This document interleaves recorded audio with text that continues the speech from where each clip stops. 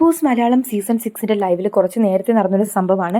അതായത് ജിൻഡോ ഒരു കഥ പറയാണ്. ജിൻഡോ കഥ പറയുന്ന സമയത്ത് നമ്മളെല്ലാവരെയും ആശ്ചര്യപ്പെടുത്തിക്കൊണ്ട് ജിൻഡോ പറയാണ്, ഇത് ഒറിജിനൽ ആയിട്ടുള്ളൊരു കഥയാണ്, സാങ്കല്പികമായിട്ടുള്ള കഥയോ കാര്യങ്ങളോ ഒന്നുമല്ല എന്ന് പറഞ്ഞിട്ട് ജിൻഡോ ഇങ്ങനെ ഒരു കഥ പറയാണ്.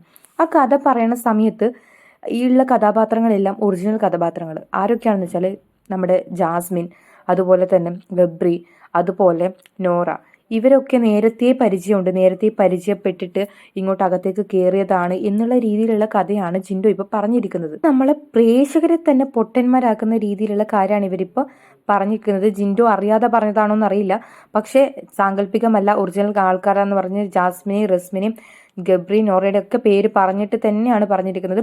ഇത് ഭയങ്കര ചതിയായിട്ടുള്ളൊരു കാര്യമാണ്. നമ്മൾ കാണുന്ന പ്രേക്ഷകർ ഭയങ്കര ഇതായിട്ട്, കാരണം നമ്മൾ ഒരിക്കലും അറിയാത്ത കുറേ ആൾക്കാർ തമ്മിൽ അവിടെ വന്നിട്ട് കളിക്കുന്നു എന്നുള്ള രീതിയിലാണ് നമ്മൾ കാണുന്നത്, അവരടിയാക്കുന്നതും എല്ലാം. പക്ഷേ ഇവരൊക്കെ ഇത് നേരത്തെ പ്ലാൻ ചെയ്ത് ഗെയിം സ്ട്രാറ്റജി പുറത്തുനിന്ന് പ്ലാൻ ചെയ്ത് വന്നതാണ് എന്നാണ് ജിൻഡോ തന്നെ പറയുന്നത്. അപ്പം ജിൻഡോ ഇങ്ങനെ പറയുന്ന സമയത്ത് എന്താണ് ഇതിൻ്റെ അർത്ഥം? അതായത് ആ സമയത്ത് നോറയും റസ്മിനും അയ്യോ പെട്ടല്ലോ എന്നുള്ള രീതിയിൽ അങ്ങോട്ടും ഇങ്ങോട്ടും നോക്കുന്നുണ്ട്. അപ്പോൾ അവർക്കൊന്നും പറയാനും പറ്റത്തില്ല, കാരണം ഓൾറെഡി അവർ നേരത്തെ പ്ലാൻ ചെയ്ത് വന്നതാണ്. അതുപോലെ നോറയായിട്ടുള്ള ഫോട്ടോസും നോറയും ജിൻഡോയും തമ്മിലുള്ള ഫോട്ടോസ് ഓൾറെഡി പുറത്ത് വന്നിട്ടുണ്ട്. പുറത്തുനിന്നെല്ലാം തീരുമാനിച്ച് ഉറപ്പിച്ചിട്ട് പോയവരാണ്, നേരത്തെ പരിചയമുള്ള ആൾക്കാരാണ് അവിടെ പോയിട്ട് നമ്മുടെ ഓഡിയൻസിനെ കബളിപ്പിച്ചുകൊണ്ട് ഇങ്ങനെയൊക്കെ ചെയ്തുകൊണ്ടിരിക്കണം.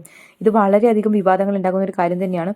ഒരിക്കലും ഇങ്ങനെ ചെയ്യാൻ പാടില്ല. ജോയും നോറയും ജാസ്മിനും ഗബ്രിയും നമ്മുടെ റസ്മിനും തമ്മിലൊക്കെ ഇങ്ങനെ ഒരു ബന്ധം പുറത്തുണ്ട് എങ്കിൽ അത് എന്താ പറയുക, ഇവിടെ വന്നിട്ട് അവർ നേരെ ഓപ്പോസിറ്റ് ആയിട്ടാണ് കാണിക്കണത്, അഭിനയിക്കുവാണ് എല്ലാവരും. എന്താ ചെയ്യുന്നത്? നേരത്തെ പ്ലാൻ ചെയ്ത് ഇങ്ങനെയൊക്കെ കാണിക്കും. ഇപ്പം നമ്മളെന്ന് പറയത്തില്ലേ, അതായത് ജിൻഡു ഒരു മണ്ടനായിട്ട് അഭിനയിക്കുക, അതുപോലെ തന്നെ നോറ വേറെ രീതിയിലൊരു പ്ലാൻ. അപ്പോൾ ഇവരെല്ലാവരും കൂടിയിട്ട് റസ്മിനാണെങ്കിലും അധികവും ഇവരൊക്കെ തമ്മിൽ ഒരുമിച്ചിട്ട് ആദ്യം തന്നെ ഇങ്ങനൊരു റിലേഷൻ അല്ലെങ്കിൽ ഇങ്ങനൊരു ഫ്രണ്ട്ഷിപ്പ് സ്ട്രാറ്റജീസും കാര്യങ്ങളൊക്കെ എടുക്കുന്ന സമയത്ത് തന്നെ നമ്മുടെ റോക്കി ബായ് ഇതിനെ കുറിച്ചിട്ട് പറഞ്ഞിട്ടുണ്ടായിരുന്നു. കാരണം ഒരു ദിവസം കൊണ്ടൊന്നും, ശരണ്യ അടക്കം പറഞ്ഞൊരു കാര്യമാണ്, ഒരു ദിവസം കൊണ്ടൊന്നും അല്ലെങ്കിൽ 2 ദിവസം കൊണ്ടോ ഒരാഴ്ച കൊണ്ടൊന്നും ഇത്രയും അടുത്തിട്ടൊന്നും ഇവർക്കൊന്നും പെരുമാറാൻ പറ്റത്തില്ല.